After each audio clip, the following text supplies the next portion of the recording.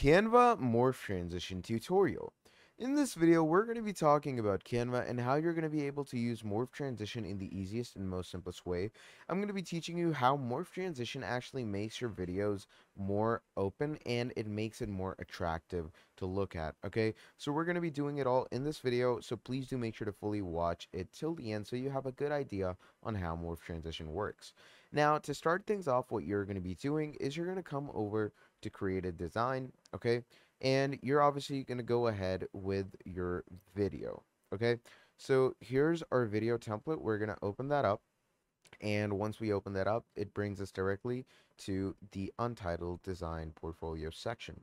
Now, once we're over here, we're going to want to add all of our recurring details. So first of all, I'm going to go ahead and upload an image into it. Okay, so you're going to upload an image that obviously will be related to your design. So I'm going to go over to upload files. All right. And obviously you're going to want to go with an image that obviously matches the pixels of this design. So I'm going to go ahead with a car image. Okay. And once we add that car image, I'm going to go ahead and add some, decent and good looking designs onto it.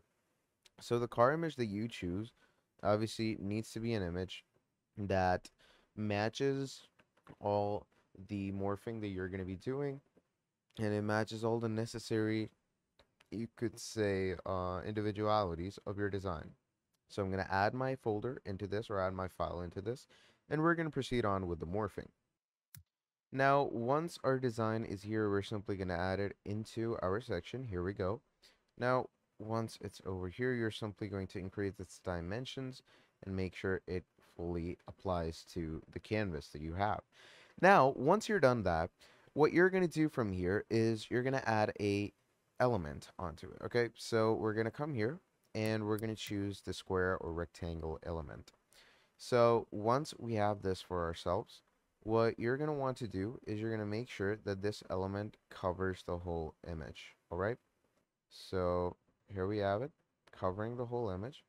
Now, what you're going to do is you're going to give this a nice little flared up color. So let's say I'm going to go with a red.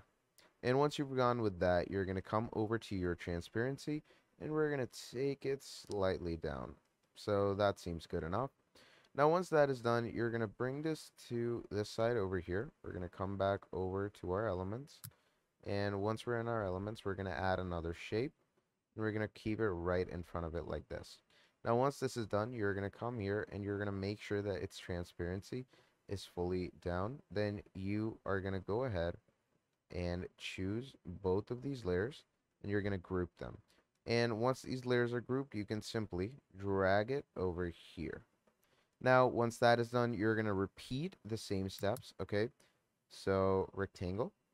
Once you take your rectangle, you're going to go ahead and stretch it out like this. Okay, there we are. Once you do that, I'm going to increase the size and we're going to make sure that the color for this is black. Now, once the color is black, you're going to bring it up here again. Make sure that it's well aligned. And again, we're going to do the same thing.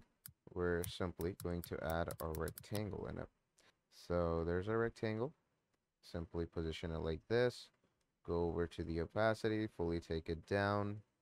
And once you have done that, select both the images, group it, bring it up here. So once we bring it up here, make sure to not take it too out of the picture because we do want those black bars. And then once you do that, copy paste this. Once you've copy pasted this, you're going to go ahead and rotate it. Okay, make sure it's a perfect 180 degrees. There we go.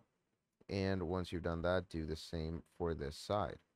So once you've added the necessary widgets, now you're simply going to add your text, okay? So the text that we choose to add, let's go ahead with. So there's tons and tons of text that you can actually go with when it comes to creating a design like this. I personally want to go with this text over here. So we're going to go ahead and write Aston Martin over here. And then we're going to keep the vintage symbol. Now, once you have this, we're going to keep this text right over here. Now, This is obviously one layer of the video that we want to go with. So, in this case, what we are going to be doing is we're going to make sure to keep the time frame about 2.5 seconds. All right. Now, once that is done, what you're going to do is you're going to go ahead and make sure that these layers that we have are, fully above all the other layers. So if you want to do that, obviously you're going to want Canva to show you the layers. So you can show yourself the layers by simply going over to the file options. And here in the file options, you can pretty much, show yourself all the layers that are available in your design. But for now, what you can also do is I'm going to come here on these layers. We're going to go over to position and we're going to go to front. And if you come over to the layers, as you can see, you can position them exactly like these. So once this is done, I'm simply going to increase the size for this layer as well. Same I'm going to do with the upper layer. We're going to come over to its size and you're going to make sure to increase it like that. There we go. So once this is done, what you're going to do is you're going to duplicate this page. Now, once this page is duplicated, what we're slowly going to do is we're going to start bringing our designs in now. So let's bring this over here. Let's bring this over here.